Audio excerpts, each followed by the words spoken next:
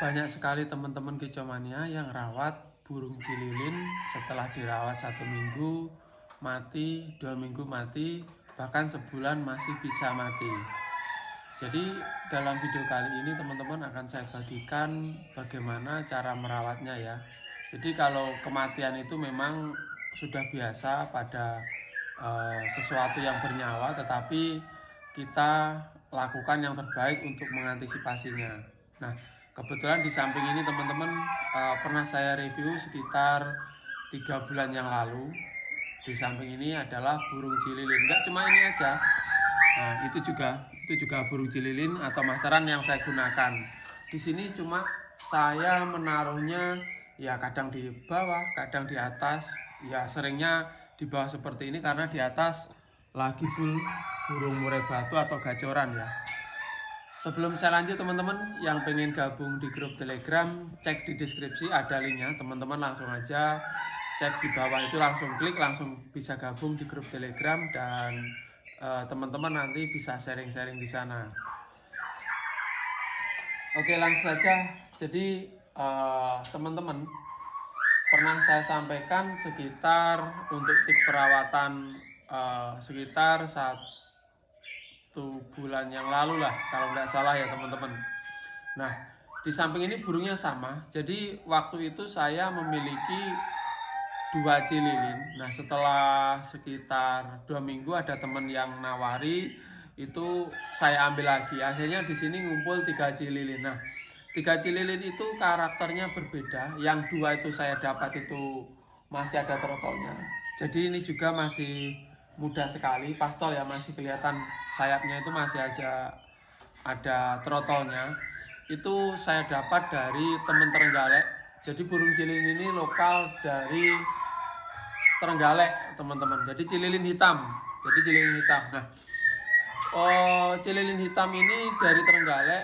Mungkin teman-teman berpikiran, oh iya lokal, berarti dia udah adaptasi. Belum tentu juga teman-teman. 3 cililin ini sebetulnya burung tersebut karakternya nggak sama. Jadi yang 2 yang saya taruh di sini teman-teman, ini padahal 3 itu belum tua semua, 3 itu pastol semua karena masih sayapnya ada bintik-bintiknya ya. Jadi yang 2 ini karakternya gampang jinak, terutama ini sama itu. Yang 1 itu sampai sekarang masih cacal-cacal gesit ya kayak gitu. Nah, karena saya kasihan kalau ditaruh sini rame sekali. Ini di ruangan saya, sebetulnya ini ruangan tamu tapi saya gunakan untuk ada burung. Ini saya taruh aja yang di sini yang udah jinak-jinak seperti ini teman-teman, kayak gitu. Jadi memang seperti murai batu juga, ada yang jinak, ada yang gesit kayak gitu. Jadi karakternya beda-beda. Nah, di sini juga konon katanya sebagian besar teman-teman yang rawat cililin itu sering gagal kayak gitu.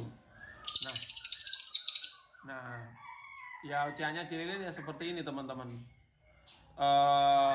Sebelum saya lanjut membahasnya sering gagal, jadi di sini saya bahas juga cililin hitam sama cililin kuning ya teman-teman. Sama-sama jambul, posturnya kurang lebih sama.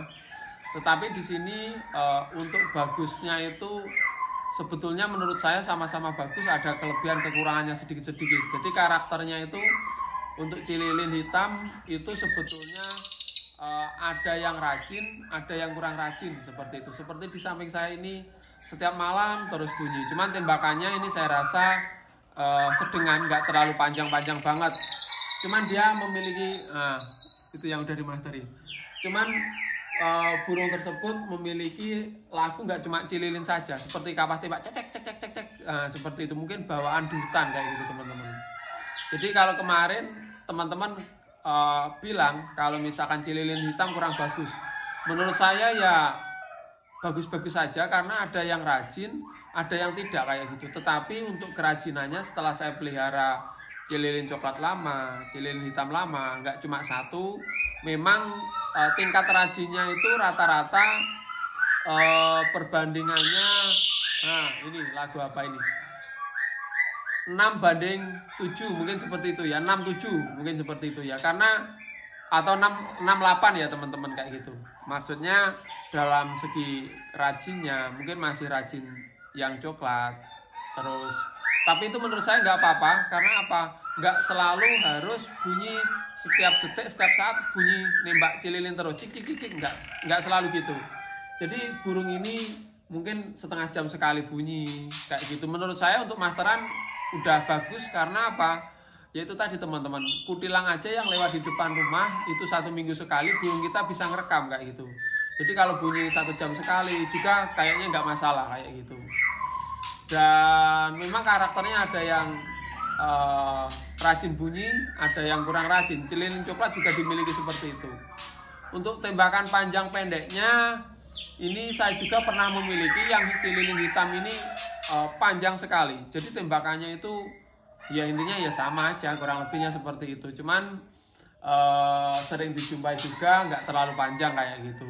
Jadi untuk apa ya, kalau bagusnya memang ya itu tadi, mungkin kalau dinilai 60 sama 80 ya, selisih 20 tadi, selisih 20% sama cililin coklat kayak gitu. Dan untuk harganya hampir separuh harga sih kalau boleh dibilang kayak gitu. Kalau misalkan cililin coklat itu mulai 1 juta, nah ini lagu apa nggak tahu, 1,2 sampai 2 juta, bahkan 2 juta lebih ya. Kalau udah jinak dipeteti bunyi kayak gitu mungkin bisa 2 juta lebih. Kalau cililin ini bahan di bawah 1 juta kayak gitu.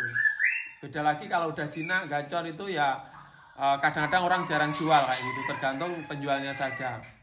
Oke, itu tentang cililin hitam sama coklat. Yang selanjutnya perawatannya kalau dibilang apa ya, sulit sih ya, tergantung kitanya masing-masing. Makanya saya buat video ini ya teman-teman ya. Untuk cililin coklat saya belum pernah mengalami kematian satupun, walaupun saya mendatangin puluhan ya, mungkin ratusan kalau dihitung sejak dulu teman-teman. Cuman di rumah teman-teman Kicomania ya itu tadi laporannya ada yang 1 minggu, ada yang 1 bulan. Cuman teman saya yang ngajari saya itu teman-teman itu ngerawat sampai hampir 3 tahun. Jadi di peteti itu udah bunyi-bunyi, udah rajin. Terus tapi setelah itu dijual aku kalau nggak salah 2,5 juta. Ada orang yang mau 2,5 juta. Jadi udah mau dipeteti, udah jinak sekali kayak gitu. Untuk cililin coklat. Nah, untuk resikonya ya kurang lebih ya sama ya teman-teman ya. Sama menurut saya. Jadi setelah, kenapa saya sama? Jadi saya itu seperti mempunyai catatan ya, ketika burung laku di sana baik atau di sana sakit kayak gitu teman-teman. Nah, itu kalau di sana gacor berapa saat kayak gitu. Jadi untuk cililin ya itu tadi banyak sekali teman-teman yang 1 minggu, 1 bulan, bahkan hampir 1 tahun kayak gitu. Nah, kalau burung ini di sini sekitar 3 bulanan ya, mungkin kurang lebihnya seperti itu teman-teman, 3 bulan. Nah, perawatan harian yang saya lakukan di sini, mungkin teman-teman yang mengalami apa ya, kematian pada burung cililin itu biasanya istilahnya kurang peka. Menurut saya seperti itu. Karena apa? Sorry. Untuk kenapa saya bilang kurang peka, kadang-kadang kurang gati lah, kurang kasih sayang mungkin seperti itu. Karena apa? Jadi gini, burung di sini sebetulnya ini udah, kalau misalkan EF-nya udah saya cabut, udah makan fur. EF saya cabut sehari itu udah makan full fur kayak gitu teman-teman.